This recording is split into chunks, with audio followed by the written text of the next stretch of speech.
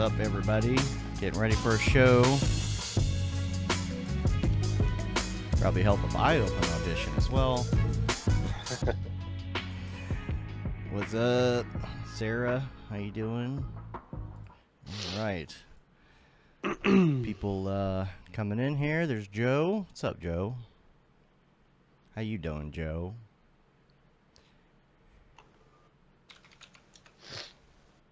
Black Crow. Another Joe. John Jagme. Vernon. Right. Let me do a little test of my my microphone. Check 1 2 1 2 1 2. All right. The microphone. Check. Cool. All right.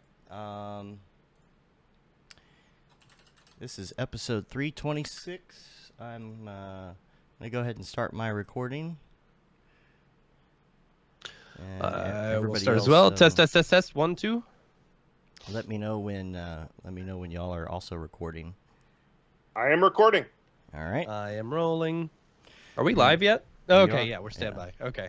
I'm gonna do the. Yours is really behind for some reason. I don't know why. The sync clap. We're gonna do 1 2 3 clap. Ready? Here we go. 1 2 3. All right. Beautiful. Good to go. Good to go. Everybody feeling good? Everybody ready? Mm-hmm. Oh yeah. Let me make sure I'm good on the Facebooks too. Forgot about that. There we go. Got to share with my friends. Share with my Facebook friends who will never watch it. All right.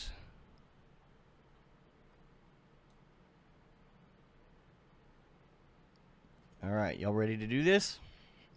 Yep. Yes. All right, here we go. What's up and welcome to another Mograph Mocast. I'm Dave.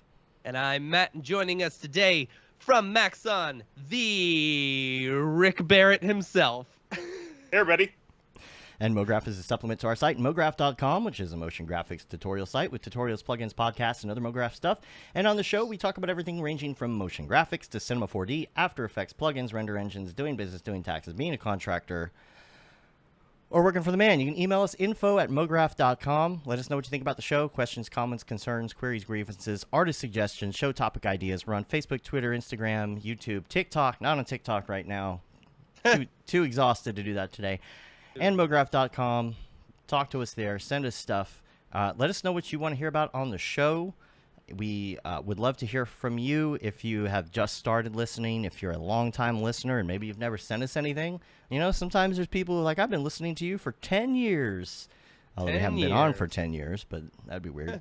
But people finally hit us up and you know, say hi. We want to hear from you. We want to know what you want to hear. We got Rick here today. We're going to be doing a little week wrap-up about NAB, which is... what a week. What a week indeed. What a week. Oh, my goodness. Now spilling into a whole nother week. Yeah. So we had been there since the 20th because we went in early to set up and all the things. Yeah.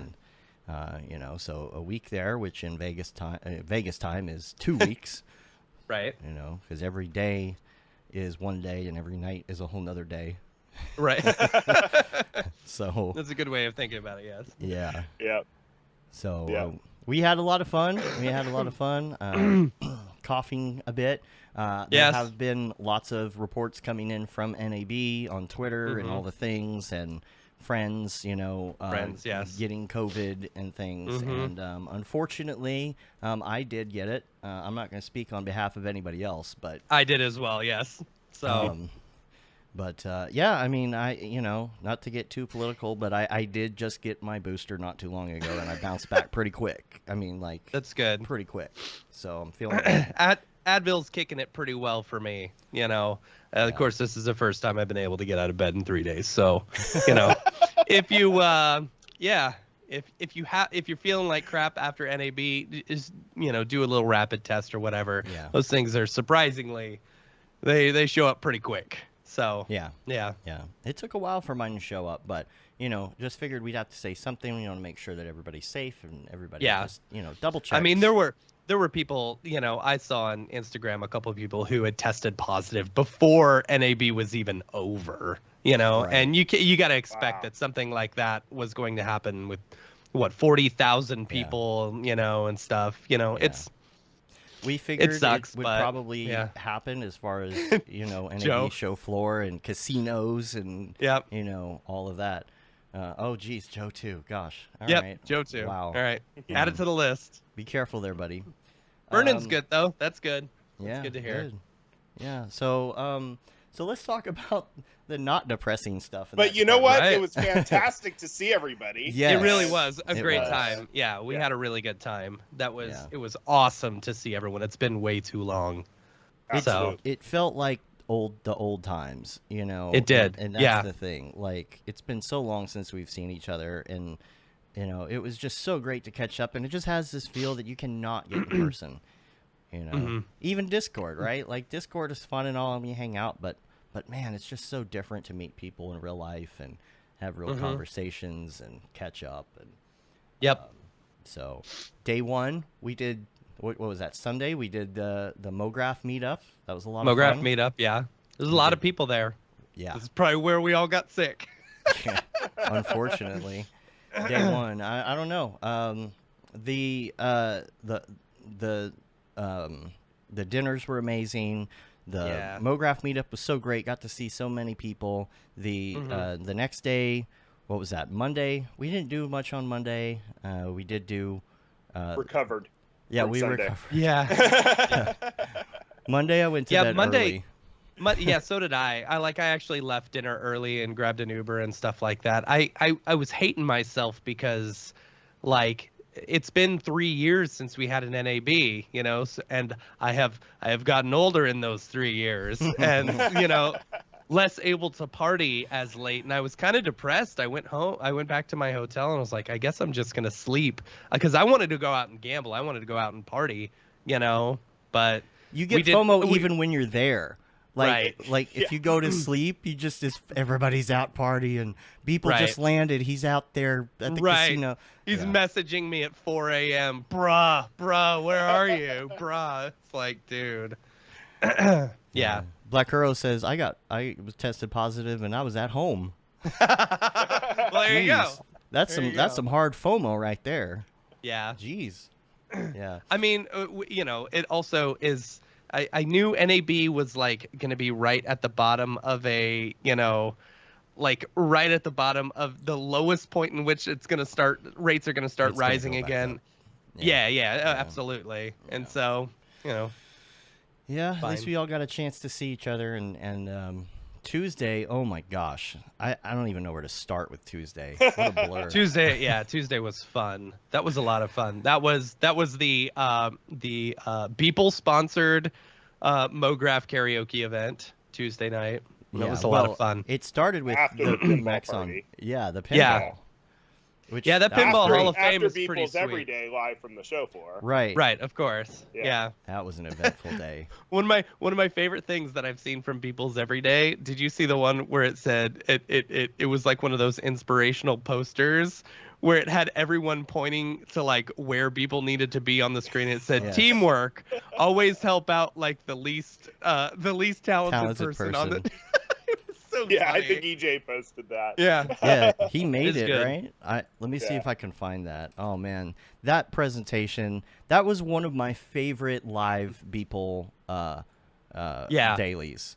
Yeah, know, totally. it just it I don't know. And part of it is because it's in person and it's easier for them to like riff off of each other, Yeah. So Oh, Chris. And part of it's Yeah. just because Berdeur looks really awesome with a mullet. right. well, that too. Yeah. Here's the Get some- here's the It's a shot. Burley Bucks. Always the help the Burley least Bucks. talented person on your team. That was so great. So- Yeah, definitely go back and watch all the presentations and things. And, we've got all the raws. I'm sure Maxon's going to be posting them in, the individual pieces Mm-hmm. as well, as YouTube videos once all that gets sorted. I got a big I've already hard watched drive. Paul's again, the ZBrush Paul. I've already Z-Paul? watched his again because it's just, now that ZBrush is a part of Max on One, You know, Yep. we basically, it's included in our subscription and stuff like that. So Dave and I actually bought Cintiqs so that we can actually do ZBrush. Yeah. We bought the same ones that we were using at the stuff. We better learn at it now. at the booth. I know, right? Yeah, I've actually got 2 here. One of them I need to return. It finally showed up. Oh, that's a whole long story, but right. Yeah, we were so impressed on what we were seeing with ZBrush. We were just like, oh my gosh, oh my gosh, oh my gosh. And the big thing that we've been discussing with our friends on Discord, and then again it was reiterated by everybody from ZBrush, is you've got to use a pen. You cannot use ZBrush. You can, but you have to have the pressure sensitivity. And so you have to get something like that. And so we got the Cintiqs. We were so impressed we ordered the Cintiqs before we even left it. Vegas. Yeah. They were here when we got here. Home. And here's the thing, that the number one thing that I realized that I missed about NAB, right? So like normally when you go to an NAB, you get to see all these amazing presentations and like, you know, you get to sit down and like I feel like you're learning more from people. And one of the best parts I think about Maxon acquiring all these new companies and stuff, we haven't had an NAB since all the new acquisitions. And it's like it's amazing being able to sit down and watch like Paul and Anna use ZBrush and you're like, "Oh my gosh, this is like expanding my horizon on the stuff that I can do in 3D." And then seeing all the stuff that like Simon was doing with like the Mogert templates and stuff, absolutely insane. Like it's so cool to be able to have these things included in the subscription. You know, they're not paying us to say this, but you know, it's great to have all these things and then go to NAB and actually see like. Because I don't use Red Giant stuff a whole lot. You know, there are a few like go-to things for me, but being able to see all the other tools that are available and seeing how they can work in your workflow, it's like that's what I've missed more than anything. I always feel like I leave NAB with like an exponential amount of knowledge every time I leave. And just like a renewed sense of like motivation. Like, oh my gosh, let's try these it's super inspiring. Yeah. And when it was great to have all of the ZBrush and Red Giant folks and really this was our first real chance to celebrate, you know, what Maxon has become in the last couple of years. Absolutely. The culture that they bring is the same feel, you know, it's the same. And that was what was so great is you can watch a live stream and ask questions or whatever, but it's different to watch a live stream and then go sit down at dinner with somebody or go hang out and then like really get into a good conversation. It's different. But, yeah, absolutely. Yeah. I was a little worried about those ZBrush people because, you know, you hear some things about ZBrush people. But Paul and Anna were fantastic. Like, they made me fall in love with the software, you know. Yeah, I started watching hers again last night and learning. So good. Yeah. So good. Yeah. Yeah, I still have to catch up on all of them because I didn't get to watch any of them while we were there at the show. It was always nice when we would do the run-throughs before the show started because that gave me a chance to see them. Yeah. But I haven't had a chance to see any of them yet, so I'm looking forward to watching them. Yeah, that was a big difference with this year too. Like I had to actually sit down and watch the ones that I wanted to because you know, we didn't have enough time for everyone to run through everything. It was just open up your files, make sure they're good to go, see if I messed up and missed some plugins and stuff. So, but yeah, everything went smoothly, which was good. Yeah. Yep. Yeah. In large part thanks to you guys. I mean, you've done a fantastic job managing the streaming and the computers. Well, Thank thanks. you. Yeah. I know how hard that job is. Yes, you do. Yeah, you were mentioning, you said you made a joke or something while we were there. You're like, this is the first time I haven't had to worry about streaming like in a while. Yeah.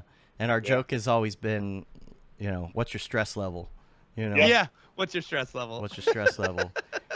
You know, for those who don't know, Rick was the one doing the streaming years ago in the before times. And we started kind of transitioning into it. It started because y'all would bring all the gear, and it was kind of in boxes, and we would set it up, and y'all showed us how it was all set up and everything, and over time we came up with like more of a rack that had everything in it, and kind of took it over, and that way you don't have to sit there and babysit a stream for 4 days. You can go do the other things you need to do. So which is fantastic for me. And the on the Cintiq thing, here's what I did for the Cintiq thing, by the way, because I'm notorious for, and I'm sure everybody else feels this way a lot of times too, want to get into something and I go all out. It might be the ADD in me, but go all out and buy something, get ready to do a thing, and then just kind of gathers dust a year later, and so it's like, okay, well, ZBrush is part of the package now, so I have no excuse, and but you have to have the pen, so you got to get the Cintiq, and if you're gonna get the Cintiq, you're spending money on it, so what I've done is, to knowing myself, I'm like, if I just get this thing and I only hook it up when I'm going to do ZBrush, I will never hook it up. So I literally have, here, look, you can see in this shot. You see right there. Yeah, I set up my creation station so that I have no excuse. Like, I can sit down there. I got a second keyboard, a USB splitter. I bought more HDMI, so like it's always sitting there on. Like, I can just sit and model anytime. And you need that path of least resistance when you're learning. I've got mine like right here, but it takes up a lot of space on my desk. I would like to move. I it's like, if I want to use it, I would need to put it center and stuff like that. But I don't know. I've been so exhausted the past few days. I've been in bed for the past 3 days, so I haven't had a chance. I want to talk about the all the new stuff in Cinema 4D as well, and then and then after that, maybe we can do a little dive into some of your background and some Maxon history. Sure. I have some notes. I don't have all my notes with me. We kind of slapdash this together, considering how we're feeling. But I did have some stuff written down. Here, where is it? I know I just saw it this morning. Let's see here. I might have accidentally deleted it. Whoops. This makes for good audio, doesn't it? But let's go over it a little bit. You guys already mentioned the biggest news, which is that ZBrush is now included in Maxon 1. There was no change in price, so that's just extra value for all the Maxon 1 subscribers. And like you guys mentioned, the beauty of that is that it means that people can start to explore the entire Maxon toolset. And of course, we've already done some things to make everything work together better. That's certainly going to be something that we're going to be focusing on moving forward, is tying together all of the connections so that you can move smoothly from application to application. Things like improving GoZ and things like that are very high on our list moving forward. And then sharing technology. I mean, we've already shared technology in a big way by taking ZRemesh and putting it directly in Cinema. Dude. We were watching last Wednesday doing before the stream. We left. He was doing the stream, and then I was like, okay, so the new booth is amazing, and I had the genius idea in order to hang a TV in the back so that we could all watch the presentations. Oh, inside the booth. As well as play Mario Kart. But so inside the booth, so that the presenters who are sitting in the back waiting to go can actually watch the presentations, from what the computer's doing, which was great. So I'm sitting in the back and I'm watching Paul do his presentation, and he goes from this organic mesh, and he hits ZRemesh, and there was an audible moan from me because it was with the amount of actual redoing topology that I have done myself, and seeing it just done instantly with the ZRemesher. Oh my gosh, that was pleasurable to watch. And to know that it's there now, it really is amazing, and I've been using it a lot with the volume modeling workflow. So, like 100%, like that from when y'all introduced volume modeling, I thought it was a great idea, but I hated like how messy the mesh was. You know, now with ZRemesher, it's like a thing of the past, man. Yeah, I couldn't poly model a mesh that good. Right, exactly. Yeah, that's the thing, Matt. You have that whole series on sculpting and cinema and how to retopo, all of that. Man, this is like, you know. Yeah, it's like I'm just gonna go on to the tutorial now. Say here's an updated one. Just use ZRemesher. Yeah, just hit that button. Yeah. Right. Yeah, we were watching when you were on Rocket Lasso.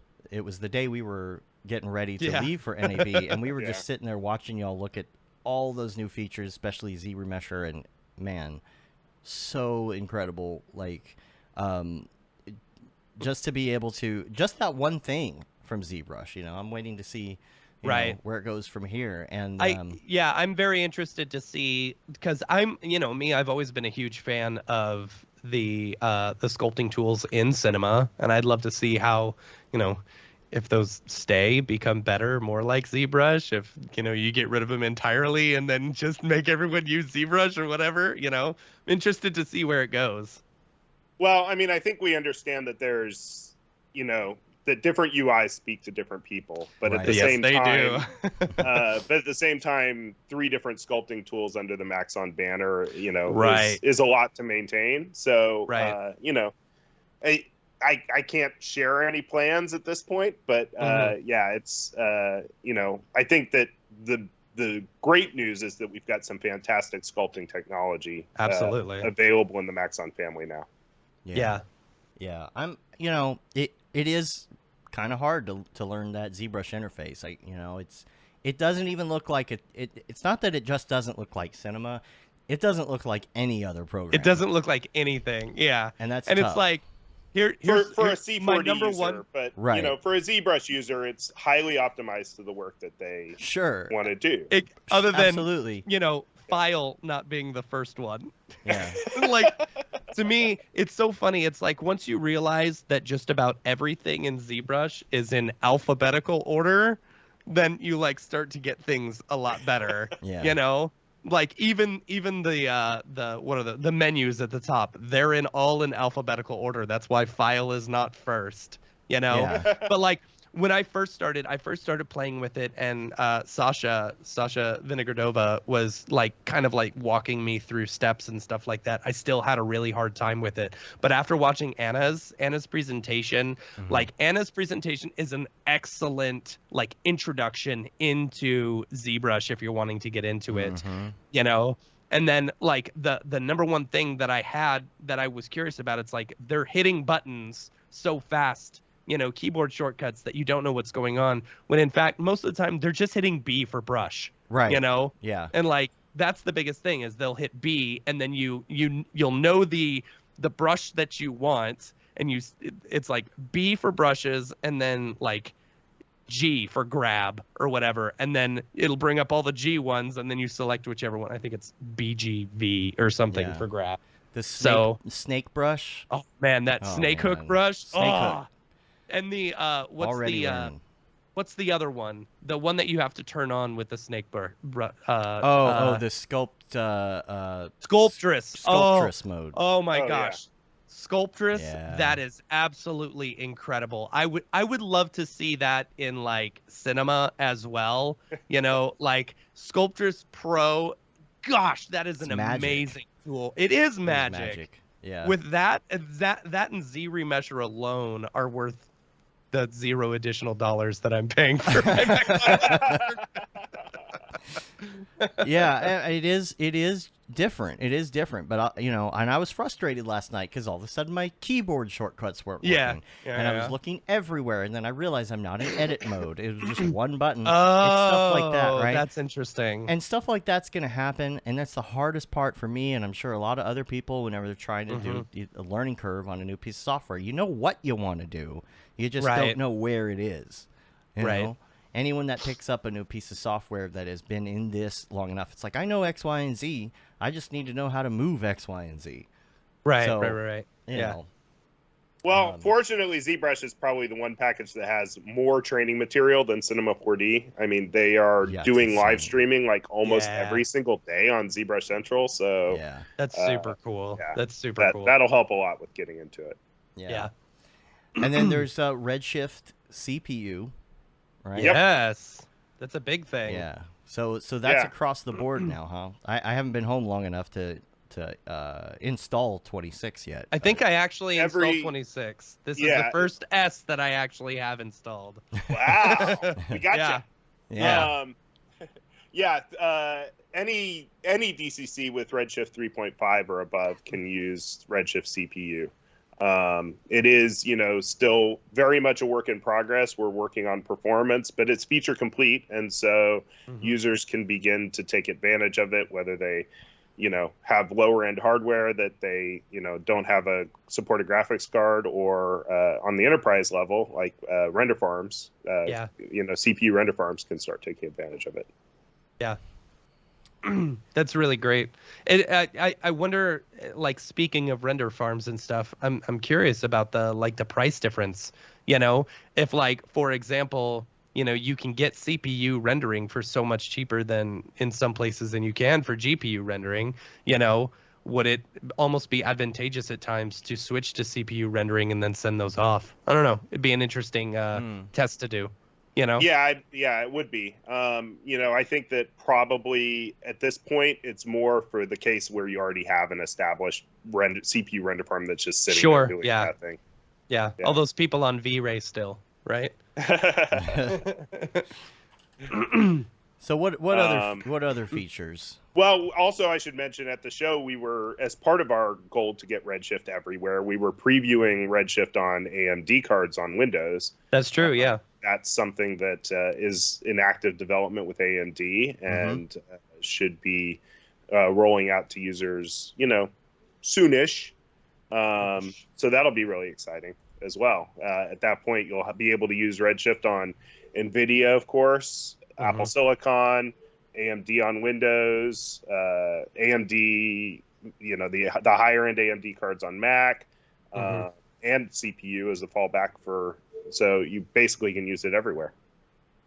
And then you got the modeling tools as well. Yep. The updates on that. Saw that on Rocket Lasso last week before we left, and man, I'm pretty impressed with what you can do. Especially like, I think y'all were looking at like how you could select a bunch of polys, or I'm sorry, a bunch of like edges, and then like smooth them out to create a rip. Oh, yeah. That was really cool. Yeah. Oh, the new bridge tools or whatever. Oh, the new bridge is amazing. So good. So good. And I don't know if you guys have seen, there was a YouTube video that somebody put out last week that, I'm sorry, I don't know the name because things were just blowing through my feed at NAB. But, it was really great to see how he was using, or they were using the bridge tool and all the fit circle tools and everything to do some really great modeling, both with the interactive tools and with the capsules that you can use sort of procedurally. So yeah, it's as always, we do the best we can coming up with this demo material and stuff to show you guys when we first launch, but then within 12 hours people have bested us because you guys, all of our Cinema 4D artists take all these tools to the nth degree and do things that we didn't even imagine possible, and it's amazing to see. That first week after release is always exciting to see how everybody's making use of the tools. Yeah, absolutely. And we always come up with a ton of ideas, and then we pick your brain to death at dinner. And just tell you all of the things that we want. That you couldn't possibly do. So, like, one of the first nights we were there, Dave sat down and was just like, Rick, you need to do this, you need to do this, and he kept Just saying like over and over, like the last 3 years, like exactly. Yeah. And so then the very next night we're at dinner and Rick's trying to find a seat, and he didn't do this intentionally. It wasn't on purpose, but it was funny. No, it wasn't on purpose, but it was hilarious. And Rick was trying to find a seat and Dave said, "You can sit here. I promise I won't talk your ear off." And Rick walks the opposite way. He didn't hear me say it. He didn't hear you, but it was so funny. It was so funny to watch it happen. But also, I try to be intentional at these dinners to not sit with the same people every single night, because David had his shot. Yeah, he did. He had me almost to himself because there was only 6 of us at dinner that night. But, that's right. I was like then cracking my knuckles. Here we go. But then the next night I grabbed a different group of users to chat with. Yeah. But that is what's so great about it, is that when we go to these and the people that make the software are there and we can sit down at dinner with them and talk about what we like, what we don't like, all of that. That's the point, right? Because that's the community aspect of it that helps everybody get better, you know? Yeah. It helps all the tools get better. So it's such a great thing to have. On a similar line, it's very nice going to these events and like, so I'm like, my part in the whole like presentation, you know, whatever, is like setting up computers and making sure that all the software is on there, because we get brand new computers, so we've got to install everything, and that internet sucks. Right? Yeah, it was bad. It took me 5 hours to download After Effects, Premiere, and Photoshop on one computer. So I was like, there is no way this is going to happen. So I walked over to the Adobe booth and I was like, can one of y'all give me an offline installer? You know, and luckily someone was there who could give me an offline installer, which was great. But like knowing all these people in all the different like softwares, like I needed Sapphire. So I walked over to the Boris, you know, table and I was like, hey man, I need Sapphire. Can you get it to me? Yep, there you go. You know, and if only I had known, if only I had known that Revision Effects was there, because we spent a bunch of money on their software. I didn't know that they were actually there. I would have just walked over there. Oh well. Even Sorry, with Max. Hardware, we use the IHSC, the like IP controllable KVM type switches inside of the racks, and we were having a little blanking issue with one of the inputs, and I just walked over there. I was like, hey, y'all have any idea what's going on with this? And they were way too technical for me to even understand what they were talking about. But they looked at it, you know. Yeah. So, yeah, that is a really great thing. The cloth and rope dynamics, I wanted to talk about that a bit, but also about like how they interact with each other, because they do interact with each other now, and because sometimes you have to run separate sims for different types of things, right? So so these work together, and this is because of the new engine in the background, right? Right. Yeah. There's a new unified simulation engine. It's all particle based and constraint based, and it's powering this new cloth and rope simulation, so that every object that you add to your scene and add a cloth tag to or a rope tag to is all just automatically added into the same simulation. You can split it up if you need to for some reason, but you know, generally you want everything to collide together, and so this powers that by default.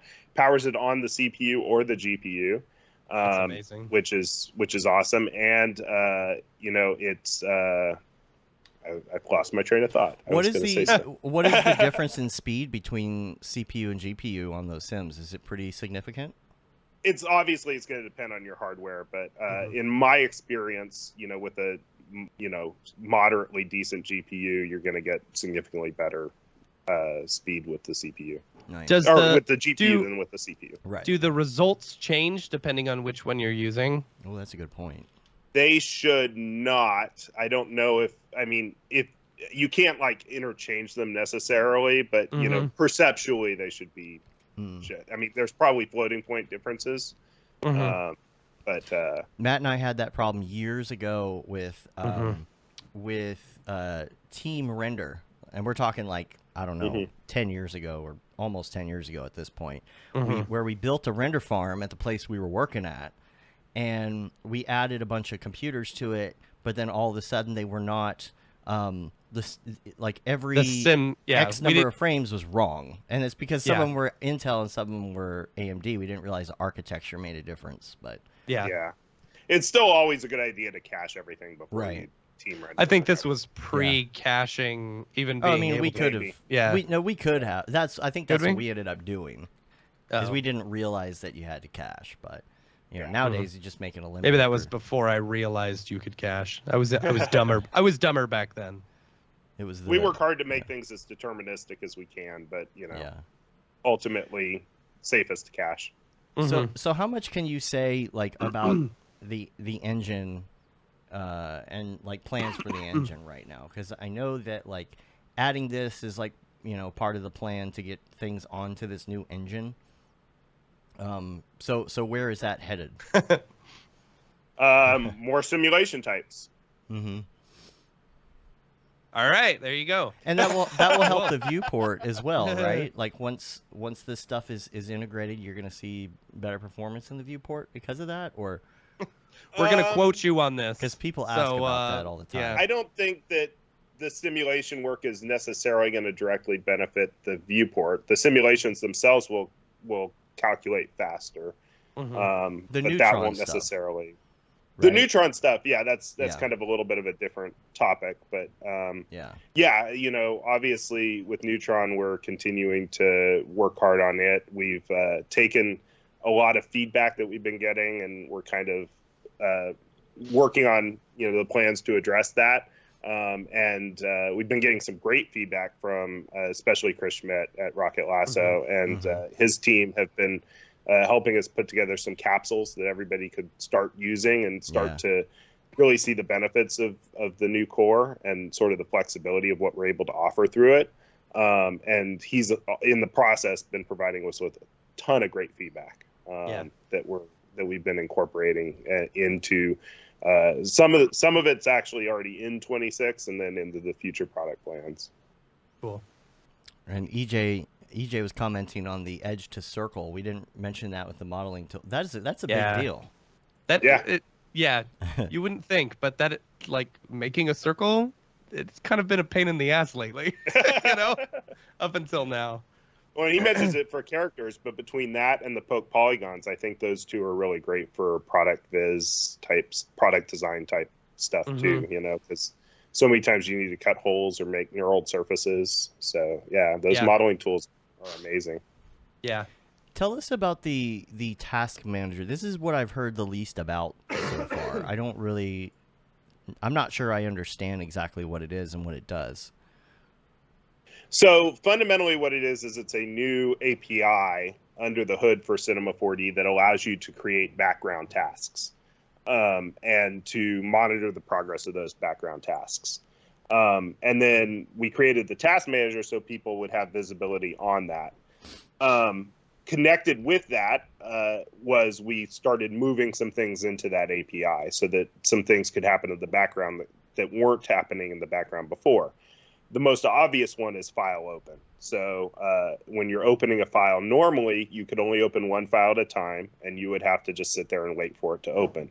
And that was especially visible with CAD files, because CAD files can take 30 minutes to open sometimes. Yeah, they can.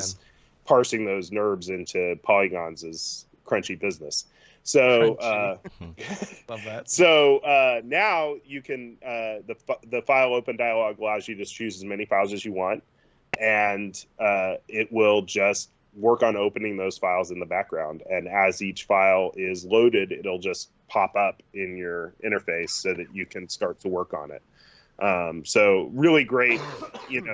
There's other instances too, like improving the asset data, the performance of the asset browser.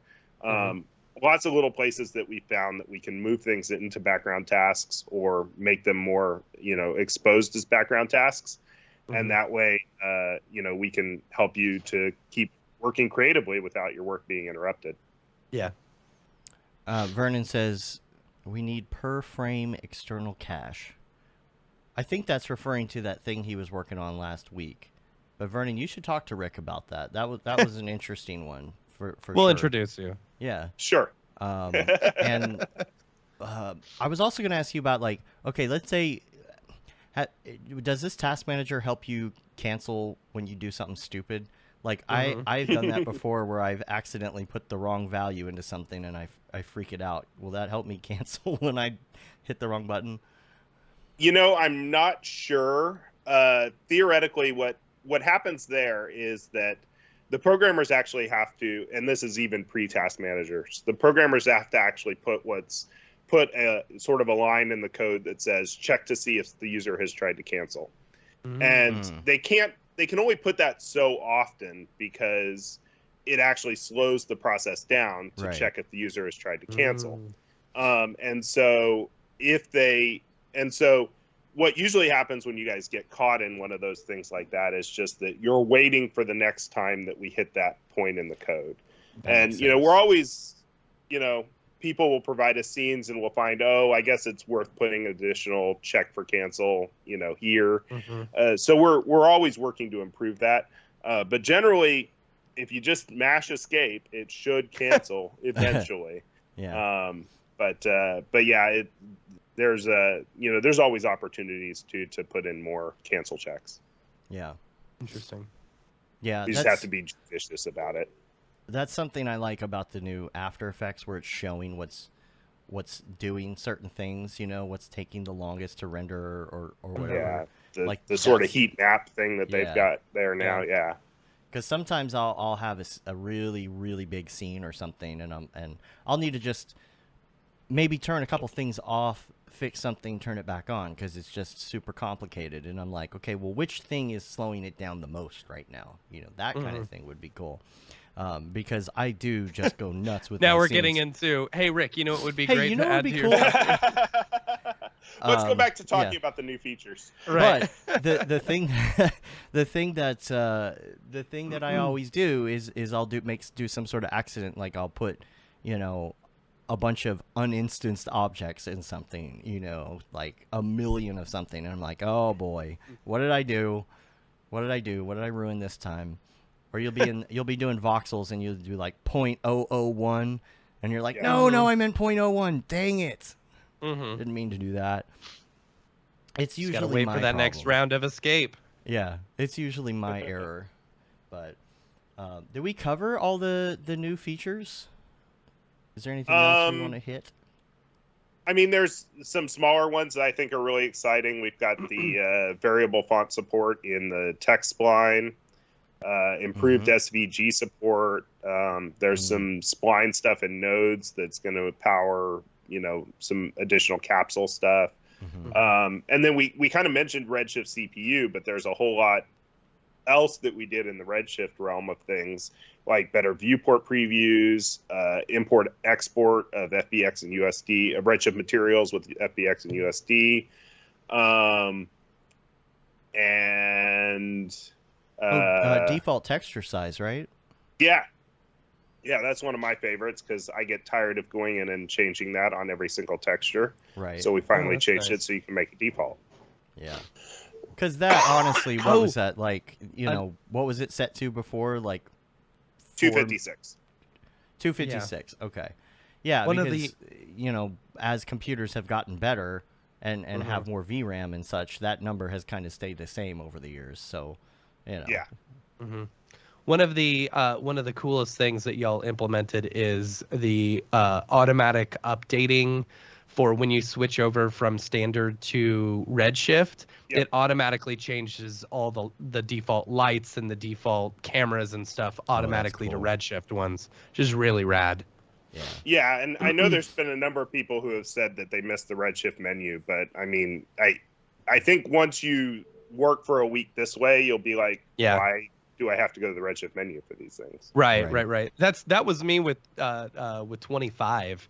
Like, you know, I was hesitant because of the whole UI overhaul and stuff like that. But it's like, after a week, like, you know, it doesn't matter. It doesn't matter. Like, I'm so used to it now. Yeah. I said that a couple times, I think, on the show, but I was just so hesitant, you know, because I was in the middle of projects and I was just like, I want to have to learn this, and then like it literally took 30 minutes, and I was like, oh. I've downloaded S26, whether or not I actually use it for a project until our big project's over. That's another thing. You may get me with Z-Remesher. I may be at one point where it was like, I need to use that Z-Remesher. I'm gonna go into 26. Yep. Well, let's talk about your history with Maxon, because we've heard stories and such. Yeah. Some that we can talk about on the show. Most of those can't be shared on right. Right. But tell us about your background, like your schooling and like how you ended up where you are now at Maxon. How did it start?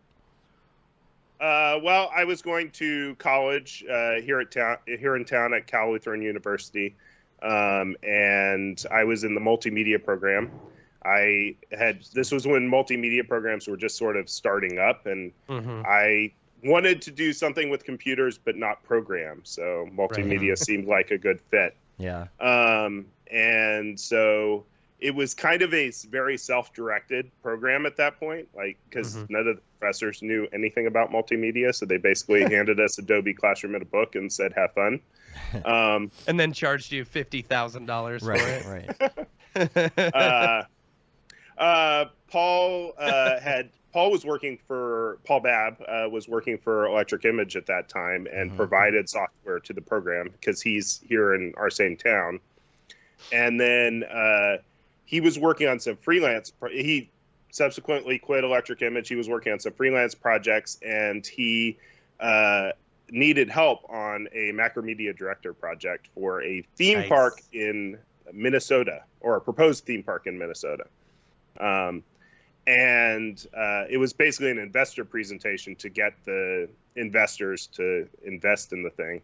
And so he and I worked on that, and that project went on for 2 years because they kept needing to revise it to try and make the numbers work on a theme park in Minnesota that could only be open 180 days out of the year. Right. And so he and I got to know each other really well.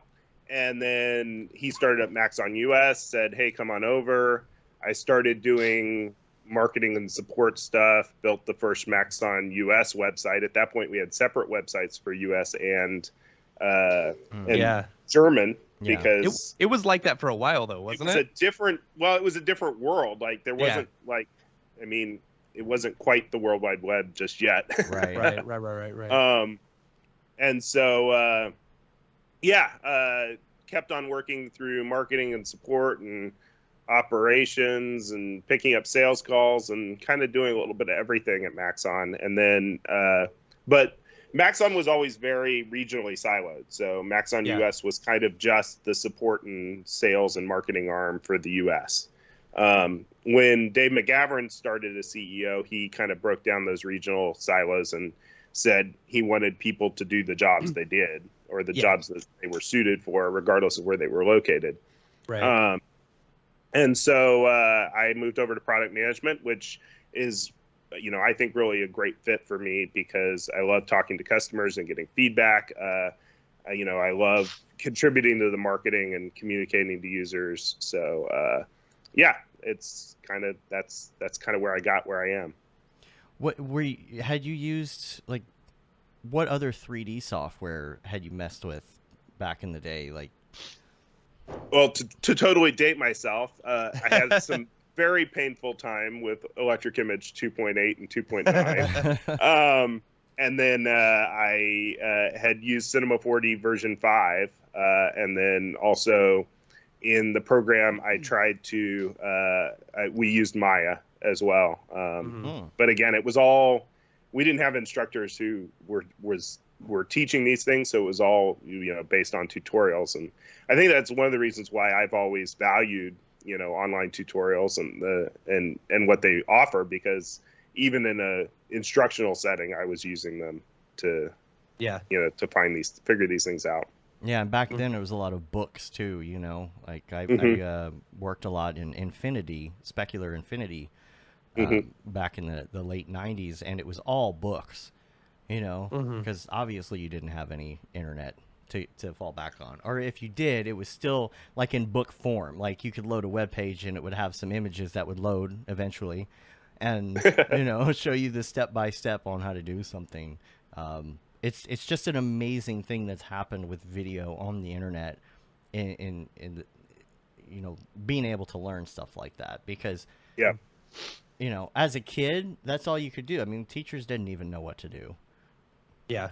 So. Right. Yeah. Yeah. Tell us about all of my teachers at the Art Institute were just failed people at the Art Institute from the Art Institute. So. Tell us about the touring though. When you were first doing the Maxon events, obviously it wasn't a giant booth like it is now. Yeah. Yeah, I mean, it was, the early events were largely Paul and I doing the setup, and you guys are prompting me to tell the story of loading his station wagon up. Yep. The early Mac Worlds, we would load his station wagon up with all of the supplies for the booth, the booth itself, as a matter of fact, and drive up to San Francisco. It was so overloaded that the wheels were hitting the wheel wells every time we got a little bit of a bump. It was kind of scary in a way, and not just because Paul was driving, but I kid. But then we get up to San Francisco, and we would drive the station wagon right onto the show floor. One time we showed up, and Paul and I are very hands-on people, as you guys know. Absolutely. And so dealing with the labor to get the booth built is kind of frustrating sometimes. Yeah. And so we one time we pulled right onto the show floor, and they were on dinner break, and so we just started unloading the car. We got everything in our booth. They're still on break. So we just start building the booth, and we basically had the whole thing built by the time they were done with dinner break. That's funny. Them unions, though. Yeah. So I will say, like SIGGRAPH in Vancouver, they are much more. They're great. Pleasant to deal with than they are in Vegas.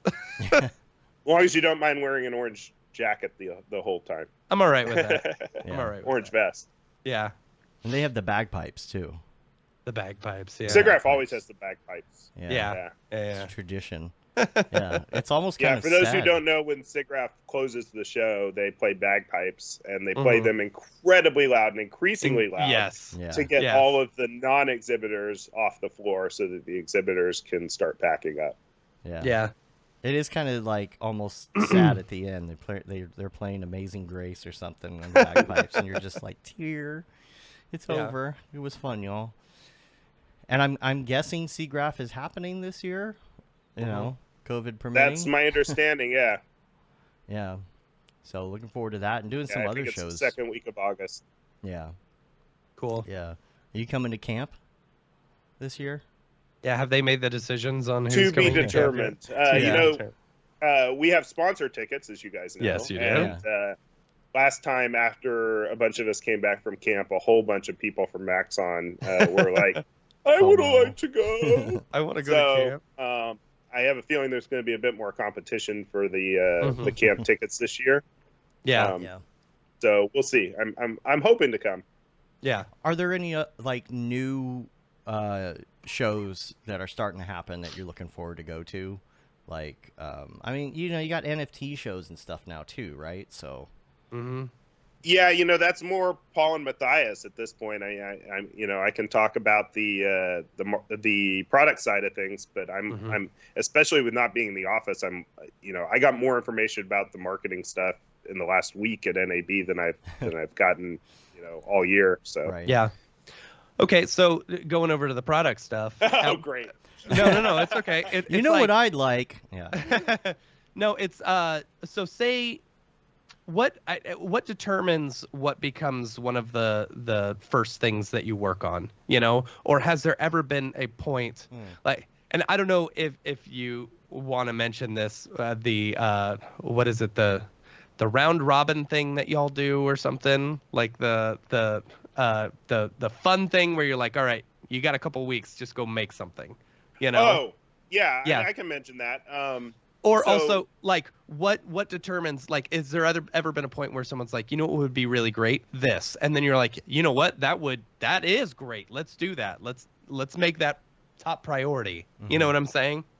Yeah, and that's kind of the formula for it. So what Matt's referring to is we have innovation weeks where after every release, typically, we'll have a week where the developers kind of get to go and do something without any real guidance. They kind of get to choose. And it's great because a lot of times the best ideas come from, them and their, the research and side and things that we wouldn't have even thought of yet. And so, that's been, we've just started doing those in the last couple of years. And I think it's been incredibly valuable because we've already seen some things come out of that. The background task and the task manager is one of the things that have come out of that. The improvements that we did to the Vamp tool that came out in 25 SP1, that was an Innovation Week project. So it's, developers will sometimes choose to improve an existing tool or explore a new technology. And we're seeing some great results from that. I've already seen a few peaks at the Innovation Week that happened 2 weeks ago now. And some good stuff coming. And I think there's even more that I haven't seen yet because we will do our review of that in another few weeks. To your larger question and how we decide, I mean, it really is a combination of company strategy and user feedback and kind of it's always a balance based on the resources that we have available, what we need to achieve from a company standpoint, and what we want to achieve for our users, and really trying to balance the best user value we can provide, as quick as we can, really. Without necessarily neglecting the longer term projects. I mean, obviously we've been on a super long-term project with Redshift CPU. Unified Simulations has been a longer term project, but then the modeling tools, was something that we've been able to, deliver some great user value pretty quickly. So It really just depends on the project and the resources that we have available. And that's got to be difficult. You've got a roadmap and everything, and everybody's coming to you with ideas now, and I'm sure I don't know how far your roadmap extends, but I'm sure it's a ways, and it's like, where is that going to fall? And even if something is a good idea, like, all and which companies are you going to acquire along the way that will change that roadmap? That I don't even know. Even if it's a good idea, like the stuff that I gave you this week, it's a matter of, okay, it's a good idea, but how many people are going to be able to utilize that great idea, for something? Is it worth it? And do you have the manpower and the resources to do that? Where does it fit? So we understand that that there's a lot more going on than just like, a notepad list of ideas. It's a little more complicated than that. Yeah, it's a delicate dance, for sure. Anybody have any questions? I see in the chat we've got let's see, Demi's Art 1 says, back in 24 or 25, I think Rick showed off a diamond node rig. Are they planning on sharing that? I don't know what that is. Was that on? I had created a procedural primitive around a diamond. I'm not sure, actually. We've got we probably should work on getting that out. We are putting capsules out on a monthly basis, a regular basis. And that would be one that we should probably work on getting actually out to release. Cool. I think the addition of the asset browser that you guys introduced a couple updates ago has been great. It's really nice to not have to download all that stuff ahead of time and have it, Yeah, and that is a fundamental part of our strategy. I mentioned the company strategy stuff, and delivering assets on a regular basis to our subscribers without them having to download them, without them needing a full feature release, and not just static meshes or materials, but actual procedural assets like we're delivering with the Rocket Lasso graph and grid FUI capsules. That's definitely a big part of our strategy right now. Yeah, that's cool. Any other questions before we go to the drop? We are definitely not going full, 3 hours or whatever we sometimes do today. Yeah, we're all a little run down. We'll see if anything else comes up here. Any other things y'all want to hit on before we do that? I'm very excited about ZBrush. Very excited about ZBrush. Yeah, we all are. Yeah. I can't wait. I just have to find the time, but I'll try. So it brings up an interesting point. Like, say for example, at SIGGRAPH, you guys probably, like ZBrush, probably had their own booth. And I know Redshift had their own booth the last SIGGRAPH. Does that mean Maxon's just going to have one booth, or are you going to get 3 booths? No, we'll just have one booth. ZBrush actually, Pixelogic, my understanding is that they had actually already sort of stepped away from SIGGRAPH in favor of doing the ZBrush Summit. They do the annual summit where they pull everybody together and do sort of their own mini trade show. That's cool. Where's that at? It's been there at their campus. For those who don't know, ZBrush is actually our Maxon's Hollywood offices now are actually located, sort of co-located with the Noman School in Hollywood. And so that was where a lot of the scenes for the launch video were shot. Actually, beautiful on campus at Noman School. Yeah. So and shout out to all of the great people at Maxon who worked on making that launch video possible, because I'm really proud of it. Did y'all shoot that yourselves, or did you hire a company to shoot that? We hired some cinematographers to help us with the shooting, and then the post was all done by our training team, I believe. Yeah. Yeah. Hashi did some of it, right? Hashi did a lot of it. Yeah. That's great. And for those who didn't watch, I keep saying this, for those who didn't see the first 8 minutes, go back and watch the first 8 minutes of the launch video, because I think they're really good, and I know that YouTube kind of screwed up and didn't show it to a lot of people. Oh, really? Like the live premiere or whatever? Yeah. Is there a definite release date for R27? Already talking about R27. I can't tell you anything about R27. Well, early for that, but yeah. Wait, there's going to be an R27? Wait, you mean there's going to be another version of your program someday? Another version? I can't even confirm that. Yeah. That's all right. Well, I guess unless anyone has more questions, and we can answer some more after if they come up, but let's go to the drop. Let's do it. The drop. Is this the fucking mic? Drop. This is exactly what I should be doing. What's up, and welcome to this week's episode of The Drop, your weekly source for all things NFT and crypto art, as well as upcoming drops by notable people in the Mograph industry. I'm Matt Milstead. Joining me, as always, is Dave Koss, and joining us this week from Maxon, Mr. Rick Barrett. Hey, y'all. Let's go into this week's drops. There's only a few of them. Man, I'll tell you what, Nifty. I always like to complain about Nifty's marketing strategy because it is awful. It's really, really bad.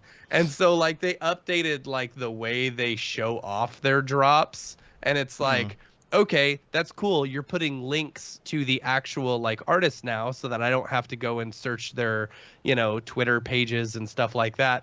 But then you go to it and it shows their Twitter, and it's like you click on their Twitter and it says this user doesn't exist.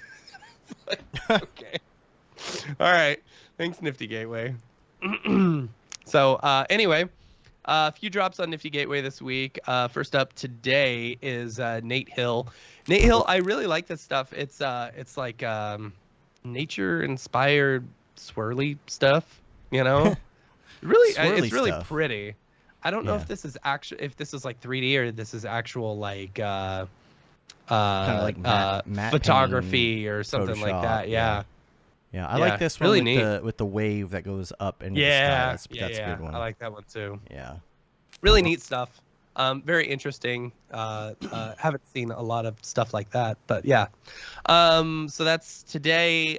Then on the 3rd, Say Adams is doing a drop. I don't have like what his drop looks like. Oh, this is interesting. Yeah. Say Adams has been like a big.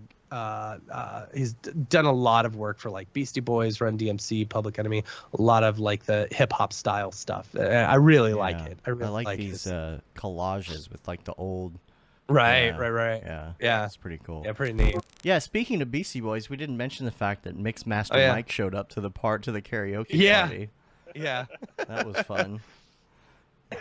Yeah, it was funny. Like I introduced myself to Mixmaster Mike, and I was like, I'm sorry if this is rude, but can I get a selfie with you? Like, yeah, he's very cool about it.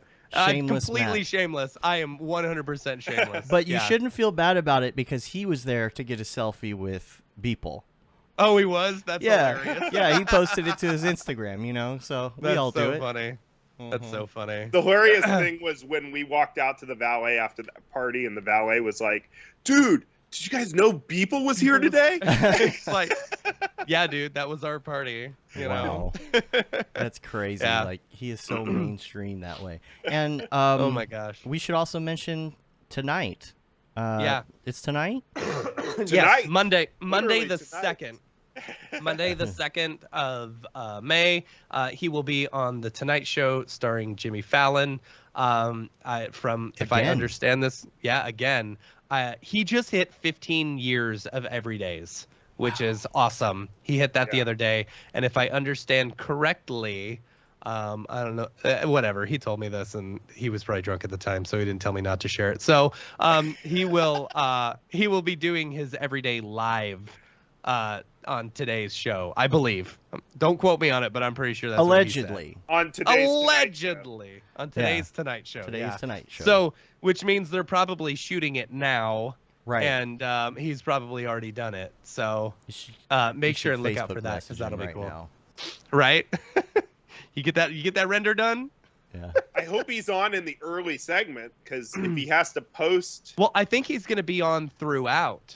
Right, but I would assume. But doesn't it ends after midnight? Yeah, but they're recording now. They're recording it like probably right now. Yeah. But is he gonna post it before he finishes it on the air? I don't know. Rev's Rev giving me know. Rev's giving me the shaka. Scoop. So I'm assuming. We always joke about that because Winkleman will just tell us a bunch of stuff, and then Rev is like, "Oh, I can't tell you that." I can't tell you that. Yeah, Rev's so funny. It was so funny. We were hanging out at it's really weird having like a friend who is so incredibly rich and is like schmoozing with all of these like insanely like famous people and stuff like that. And it's like. I mean, just to be a fly on the wall has been just to be a fly on the wall, absolutely. And we're walking from Topgolf over to the Tropicana because we're like the whole reason we're walking there is because all of us wanted to play cheap craps. We didn't want to pay $25, and so we're walking this multi-millionaire world famous artist across to the Tropicana. He's like, "You guys are gonna get me killed." I'm walking along the street, and I said, "All right, tell you what, you walk away from the street. I'll walk next to the street. So if someone, I'll be your if someone hits us, it'll be me first. I will protect you." You were his just people really guard. I was his people guard. Yes. Yeah. It was so funny, but it was great hanging out with him. It was great seeing him. And the stuff that oh my gosh, he was showing me some pictures of his new studio. I don't know if I'm allowed to talk about, which I won't, but I am very excited to see, all the stuff that's coming up. Oh, no. Rev's like, don't talk about it. Don't talk about it. Don't talk about it. No, that's too sad. Sometimes it's hard to remember what you've been NDA'd on and you haven't. It's I've only signed an NDA with Max on. Friendly, everything, friendly, everything else. Yeah. Anyway, what else you got? Okay. So on the 4th, which is Wednesday, Reinhard Schmid is doing a drop. Dave, if you can click on the picture, like that picture is a very ugly picture, but if you look at some like the little fish piece and how it's like broken up into all these individual gold pieces, I think that's the type of stuff that they are selling, which are, you know, the stuff pieces at the bottom. which yeah. No, the stuff like top left, like that fish thing okay. stuff. Like I think that's the stuff that they Right. are that there is going on in the collection, which looks very pretty. Rev. Yeah. Rev with the lip sealed thing. Yeah. That's good. So yeah, that's it as far as Nifty Gateway. That's all they've got for me. It's just a shame because like there's so many good drops that happen at the later part of the week that they just don't post, you know? And I don't know like why. we I wish didn't they know would. that Ryan Talbot's Right, drop exactly. was that week because they didn't advertise it, you know? Right. You So, know. yeah. Anyway, Maker's There Place. was that big for Ukraine drop just last week. Yeah, Right. yeah. I think Bottles we for did talk Ukraine or about something. that. I think we talked Yeah. about that one. Andy Yeah. and yeah. Yeah. So let's see. Maker's Place, I believe it's tonight. Leeds United, the Speaking of Ukraine. Yeah, the soccer team. Here in the America, we call it the soccer team. Football. The football. They're doing a shirts for Ukraine. So limited series NFTs to aim to raise funds for the Ukraine humanitarian appeal. Their sign. How does one sign an NFT? I don't know. So that's pretty cool. You know, I mean, they're no West Ham United, but you know, it's for a good cause anyway. So you and Simon gonna go at it. I mean, he's a Crystal Palace supporter, so I just can't get it behind anything that Simon does. Oh man, we did find out that that Simon and Phil like played at the same pub at some point. Back in the day, they both played in separate bands at the exact same pub. You know, which is so funny. Yeah, and also I think Phil went to see his band play at one point. Oh really? Yeah, that's funny. That's what I like to say. All of us motion designers are just failed musicians. The other thing I wanted to bring up was the chair controversy, Chairgate. Oh yes, Chairgate. So this is a good thing that you should bring up. Yeah, I think it's good to bring this up because everybody's been asking these questions, so long story short, I guess there's a drop that happened. It was on Nifty, I believe, and it was this chair, and all it was literally like this chair from Turbo Squid. Yeah, with minimal changes and stuff like that. So they just took it, they put it up against a white cyc wall, and they were charging for it. And it's like, that's not cool. That is. I mean, it gives actual digital artists who are building their assets, or at least, you know, doing more with the purchased assets, you know, gives us a bad name. Here's the problem with that. It's like, it's the dilemma of, you know, what defines pornography. Yeah. And a lot of people are like, oh, I know it when I see it. You know, what's nude art and what's pornography, right? It kind of goes along that line. At what point is taking, you know, different assets or kitbash assets, at what point does it become okay? Like, what if there were two chairs from Turbo Squid? Right, you know what I mean? Or what if there were 50 different chairs? Okay, well, maybe you were doing a piece on chairs and you bought all those models for that reason, and then that has some sort of a meaning to it. There's no definite anything. And one of the questions, too, is when it comes to licensing, I haven't looked, but I don't know how Turbo Squid works with that.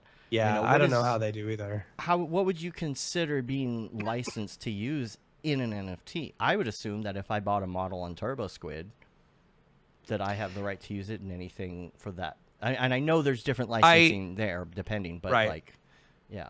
I would agree with that because, like, I think the limitations is that you're not selling it in like a downloadable pack or something like that. That you're not redistributing the actual like 3D model, you know. But I mean, that seems to me the way it should be, you know. But still, it's like the problem becomes take a model and that be the only thing and do minimal things to it and then charge hundreds of dollars for it is not cool. We know how the sausage is made. And and your average, which there are not a lot of your average like people out there who are not in this industry. I feel like a lot of the people besides these Uber collectors are still in motion graphics. Let's just say, you know, your average Joe wants to buy an NFT on Nifty, and they see that. They're not going to know. Yeah, they're not going to know anything about that. They're not even going to understand what the problem is, right? And so it's up to us, I guess, as a community to, you know, not police set higher standards, but set standards. Yeah. You know, you can't, not financial advice. Not financial advice. Do your own research. Allegedly. Asterisk. Void where prohibited. Right. So, but anyways, what's the interesting thing that came out of that? Like, so the guy pulled his, they pulled their drop, you know, on Nifty, but then someone actually went and bought that exact same chair and then did a render of it and posted it on like Super Rare and sold it for like $30,000. Really? Yeah. Wow. Yeah. Did you not watch that whole video that you sent me, Dave? Wait, that's how it ended up. It was the one that you sent me about the chair. It's on TikTok. I must have. Man, the last couple days have been kind of a haze, so maybe I forgot that part. Yeah, that's funny. I was trying to find the original link, and I guess that's what it was. Yeah, you sent it to me. I'll put in the notes. It's a very interesting TikTok that talks about it. So. I was trying to find a picture of the chair. Oh, I don't know where it is, but that's where it was. I'll find the TikTok and I'll put it in the show notes. Here you go. Found it. There we go. All I had to do was search Twitter.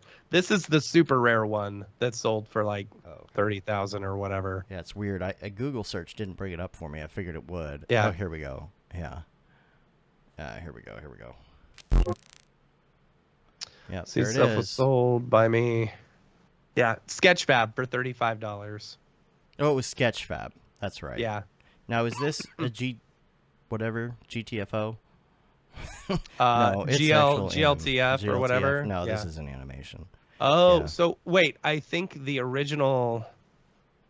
Okay, so that's cool. That's actually kind of cool. So the original artist who created the chair, you know, it was sold on Sketchfab for $35. Well, the artist who was going to put it on Nifty took it down, and I guess the person who made the original chair posted it, and then someone bought it for 11 ETH, which is good. That's cool. Wow. That's good. Yeah, that's good that the original artist is making money. Absolutely, absolutely. Yeah, it's gonna be tough. It's gonna be, you know, the next 10 years or so. It's just gonna be. It's the Wild West. It's gonna be the Wild West. That's what I was looking for. Yeah. Yep. So it's gonna be interesting to see how that plays out, and what plays out with some of this AI stuff that I've been seeing. You know, Dolly 2, and I'm on the wait list for Dolly 2, and how that's gonna affect. You know, I mean, it's not gonna get rid of our industry completely, but you know, you can't imagine if a client came to you and said, "Hey, I need an orange bear sitting at a table drinking coffee." You know, and you still shot of that, and you can just tell AI to do that. Nobody has to make it anymore. So, you know, it's a dream right there, right? Never have to actually do any work anymore. Yeah. Come on, Rick. There you go. You See, at first, you tell everyone. Before everybody's onto it, you can just advertise your services and just go to Dolly 2 and bust it out. The problem becomes when they say, "Hey, can you move the table to the left a little?" Right. Yeah. Yeah. It's still working on the AI for that part. Right. The creative director AI. Yeah. Yeah. And then you need, like, you know, an art director above that and above that and above that who can just hover above the next one. Yeah. I don't know how that AI is going to shave its head, though, to really become a full art director. We'll see. Oh, there was something else I was going to bring up, too, and I can't remember right now, but I'm sure I'll think of it. But that's about it. There's no Dorpy today. He's actually still in Vegas. We'll just, you know, who knows where he went off to. He lost his collar, you know, and so he's trying to, Anyway, he can't get back. Yeah. If you or anyone you know is doing a drop, reach out to us, info@mograph.com. We'll show it on the show, especially our friends who, you know, have drops on Nifty who don't tell us ahead of time. I'm looking at y'all, you know. So they don't need it. They'll get bought. They don't need. Oh, us. did you? We should mention the Arya. David Arya. Yes. Yeah. Congrats. Arya piece. Congrats to him. He sold a piece in, I believe it was Hong Kong. Was it Hong Kong, or was it where it was? Yeah, somewhere for like $275,000, which is way cool. So congratulations to him. Yeah. You can pay your taxes now. The taxes. The finger thing means the taxes. Yeah. So yeah. Cool. All right. Well, let's get out of here and go back to the regular show. Let's do it. To drop. Is this the fucking mic? This is exactly what I should be doing. Right. And we're back. Does anybody else have any more questions? I thought I saw one at one point, but I'm going back through it here. Anything else? I'm very tired. I'm going to take a nap. Yeah, I think you should. Yeah. I got a couple of jobs I need to finish first, and then I'm going to take a nap. And I need to do all of our budget stuff. Ugh, the budgeting. You gone for like 9 days, and it's like all the budgeting. And like I had to redo all of Notion this morning for our project that we're working on. That took me like an hour. That was fun. I think, Demi's Art says, I miss C4D tech demos. Is there a reason we don't get any? Which tech demos, though? I mean, I thought that's what they're doing. I'm not sure what they're talking about there. I mean, there's the stuff at the booth. There's the 3D motion show. Yeah. That's back in full force, by the way. And,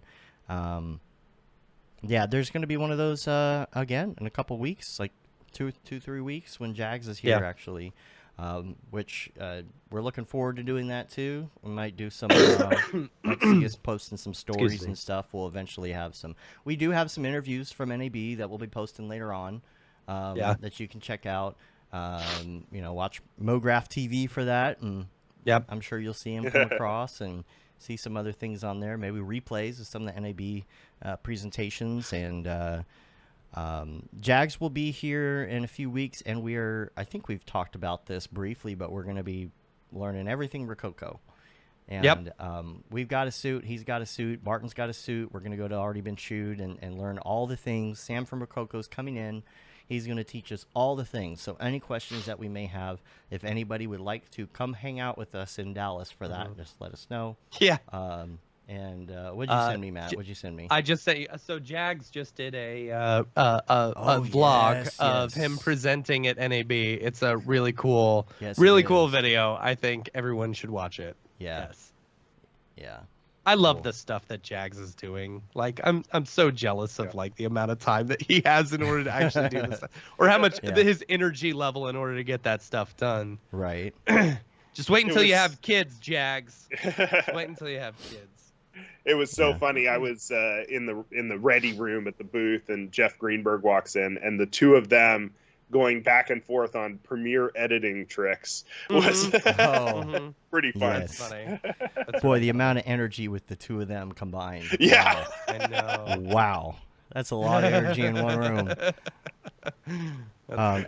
Alex asked, how does NFT art come into play for people who don't have a following? I've been out of the loop for NFTs for a while. When it first became a thing, it seemed to only be for the the rich and Instagram famous, and it kind of is now. Kind of still is. I mean, the thing is, it's the same thing that Beeple said, in his 10-year or whatever. Sit down and do the work. If you want to become NFT famous, you got to just sit down and start making NFTs. Just put that stuff out there. You're not going to get NFT famous by hoping that it happens. That's why we don't have any. This is why I have not sold an NFT in a while. We've been doing client work for the last 10 years. Yeah. This is why we don't have an updated demo reel, because it's all NDA too. You're right.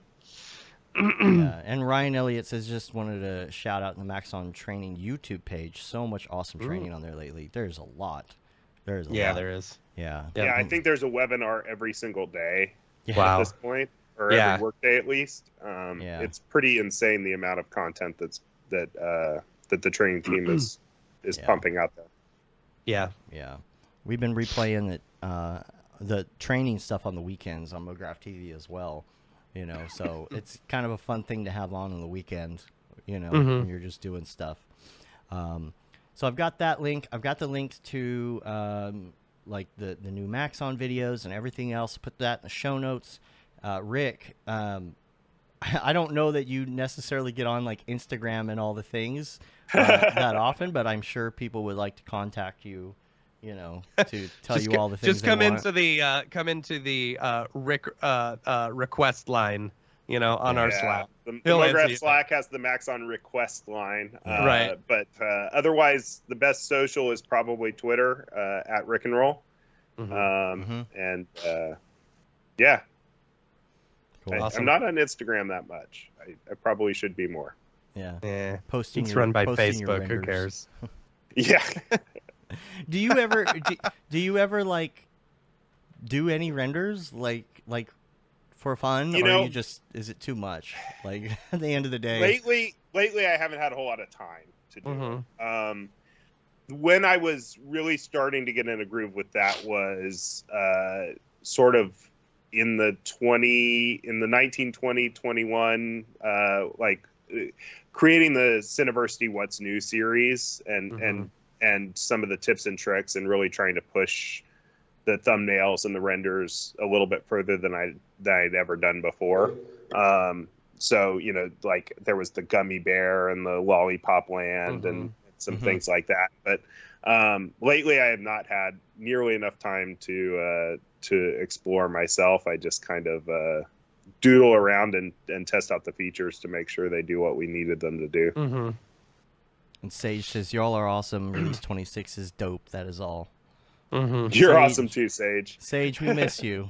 We miss Sage you is coming. Sage is going to be at camp. Oh man, he's a counselor this year. It's been years. Really I know. Yeah. Cool. That'll be all fun. Right. Let's skedaddle and we'll all go back to bed. You can you can rate us on iTunes, leave a review. Also subscribe on your podcatcher of choice. It helps get our ratings up. The newsletter, gosh, we need to get a newsletter out. It's been a while. You can say you've been there, done that, got the t-shirt with the Mograph logo tee, the Paul Babb Feel the Bab 2020 shirt. All the profits from that go to Doctors Without Borders. The Render Things t-shirt, hoodie, and long sleeve tee. I didn't see any Render Things shirts this year. We need to kind of like redo. We should, you know, give some out. Yeah. You know what's interesting? We didn't talk about Camp Mograph and how it sold out in a minute. Oh, we haven't had a show since then, have we? We haven't had a show since then. Yeah.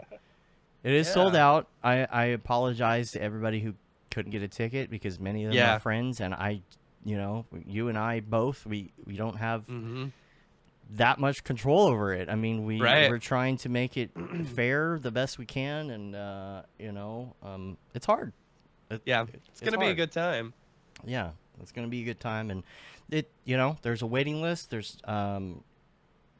you know, if you didn't get a ticket, it doesn't mean that one won't become available at some point, you know, and so just we'll keep working on that. If you didn't get one, I'm sorry. We're trying, you know. Get on the wait list. Go to campmograph.com, click on the tickets, and then get on the wait list. You know, we've got an allocated amount for like sponsorships, like potential sponsorships and, you know, other things. And if those don't end up, like if we don't pick up any more sponsors, we'll have a few extra tickets left over. So we've just got to, you know, get closer to that time. So make sure and sign up for the wait list. Yeah, sometimes sponsors don't necessarily use all their tickets either. Like if they can't make it, you know, we might open up a cabin or might open up a room or something. Also, Andrew Kramer says he's going to be there, but I don't know. We'll see. We'll see. He wants to come. We did see him in the flesh.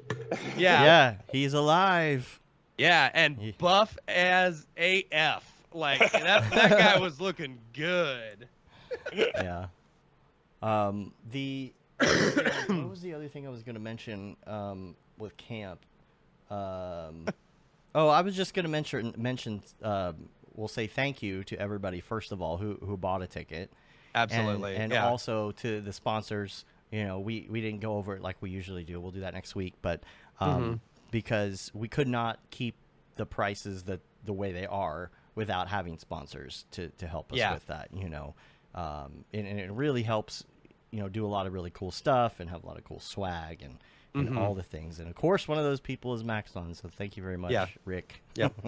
for supporting all us. you, Rick. It was all you. Well, as we say when we're out at these trade shows, thank you, Maxon customers. It's really because of the great community that we're able to do things like this, and so it's great little cycle we got going. Right. Oh, we got clarification. The tech demos they're app demo videos that demonstrate the technical aspects of the app, but I think they don't have commentary. I guess it was something from R24, like showing dynamic motors and stuff. But I'll have to look back at how we handled that, and maybe we can do a little bit more of that kind of thing. Cool. All right. Cool. And then the other shirts we didn't mention. That Render is Fire, Mograph Blandishment shirt. And you can get those on the site. And we're also on Facebook, Twitter, Instagram, YouTube, TikTok. Come see us there, and join in the fun, and come hang out with us on Slack and Discord and events if you could make it out to one of the events and hang out with us. So, and anybody else that I didn't get to connect with at NAB, I apologize. It's like a wedding.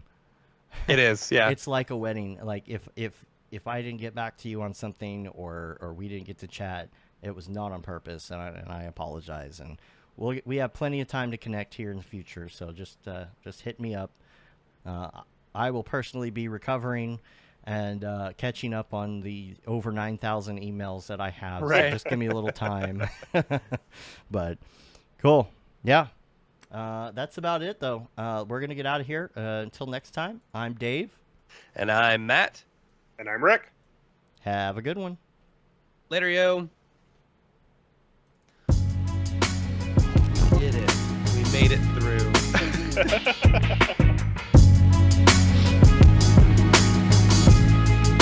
We should have played the David Brodeur Take All Your Dreams and just do it. The new one. Did you got it? We did, yeah. All right, stand by.